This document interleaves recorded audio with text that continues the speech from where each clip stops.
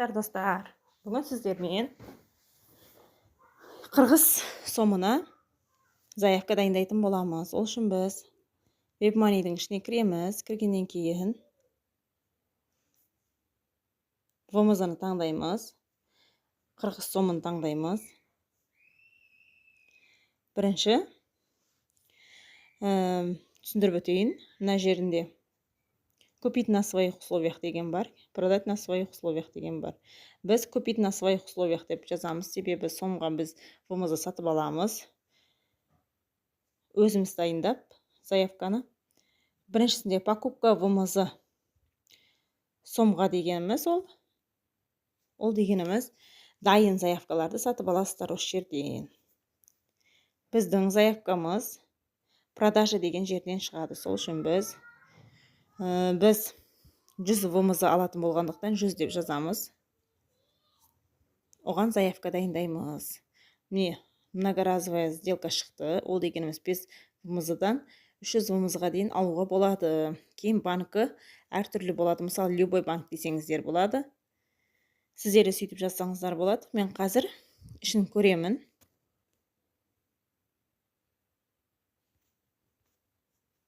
Жүз ВМЗ-мыз қанша болатынын. 100 ВМЗ-мыз 7110 екен.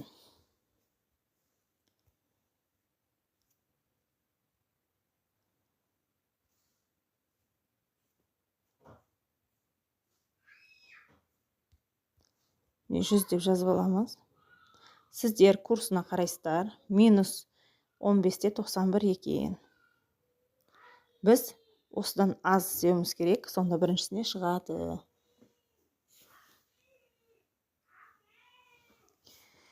Минус 15-те 91. Енді купить на своих условиях дейсіздер. Мен одноразовая заявка дайындайым. Кейін плавающий курс таңдайсыздар. Минус 15-те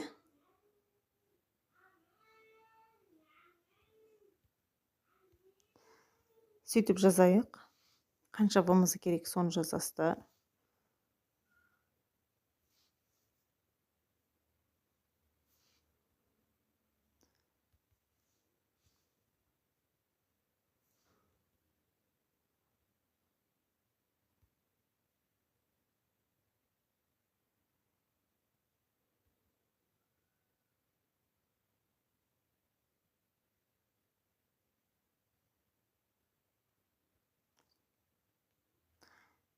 Жазып көрейік.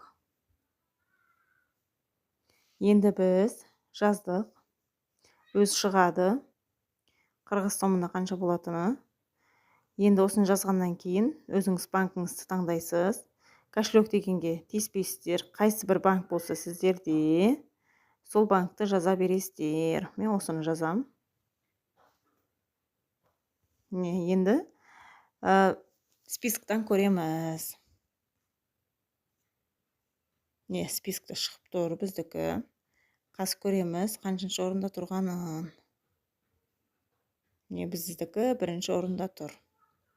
Сол үшін сіздер курсты көріп алып, кейін істеулеріңіз қажет. Видео ұнаған болса лайк басып, подписка жасап қойыңыздар. Видеоның соңында комментарийге өздеріңізге қанша сумма керек болатын болса, соны жазып кетіңіздер, мен кейінгі видеоларымда көрсететін боламын.